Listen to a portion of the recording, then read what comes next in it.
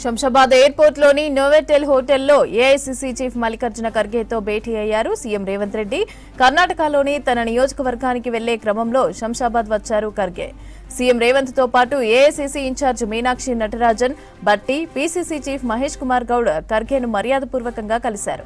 ఈ సందర్భంగా తాజా రాజకీయాలపై ఖర్గేతో చర్చించారు. ఖర్గేతో రేవంత్ మీటింగ్ కి సంబంధించి పూర్తి అప్డేట్స్ షరీఫ్ అందిస్తారు. షరీఫ్, ఖర్గేతో రేవంత్ మీటింగ్ కి సంబంధించిన అప్డేట్స్ ఏంటి? చీఫ్ మల్లికార్జున ఖర్గే నిన్న రాత్రి హైదరాబాద్ కు వచ్చారు. ఆయన హైదరాబాద్ టువర్డ్స్ గుల్బర్గాకి డెస్టినేషన్ ఉంది. సో నైట్ ఇక్కడే బస చేసినట్లుగా ఒకటి తెలుస్తోంది. ఉదయం బ్రేక్ఫాస్ట్ సమయంలో CM Revanth Reddy, PCC chief Mahesh Goud, AICC Telangana incharge Meenakshi Natarajan, deputy CM Bhatti Vikramarka, ప్రభుత్వ సలహాదారు హర్కర వేణుగోపాల్, ఏఐసిసి కార్యదర్శి సంపత్ కుమార్ వీళ్ళంతా కూడా బ్రేక్ఫాస్ట్ సమయంలో ఖర్గేతో కలిశారు. ఖర్గేతో భేటీ జరిగినట్టుగా కూడా తెలుస్తోంది.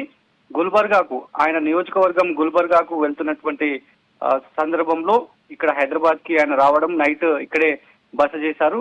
సో ఈ సందర్భంగా తాజా రాజకీయ పరిస్థితుల పైన మాట్లాడినట్టుగా కూడా తెలుస్తోంది.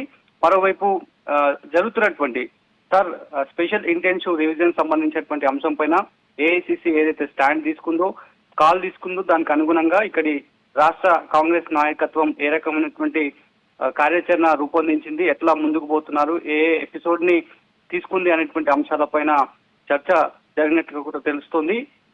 దాదాపు అంటే బ్రేక్ఫాస్ట్ సమయంలోనే ఫార్మల్ గా కలిసామనేటువంటి అంశాన్ని అయితే ఇటు పార్టీ వర్గాలు చెప్తున్నాయి, పిసిసి చీఫ్ వర్గం నుంచి కూడా తెలుస్తోంది. సో తాజా రాజకీయ పరిస్థితులపైనే మాట్లాడినట్టుగా కూడా తెలుస్తోంది. సరతో పాటు ఎలాంటి సిచ్యువేషన్స్ ఉన్నాయనేటువంటి అంశం పైన, ప్రభుత్వ పథకాలకు సంబంధించినటువంటి అంశం పైన, ప్రజల నాడి ఎట్లా ఉందనేటువంటి అంశాలపైన పూర్తి స్థాయిలో చర్చ చేసినట్టుగా కూడా తెలుస్తోంది.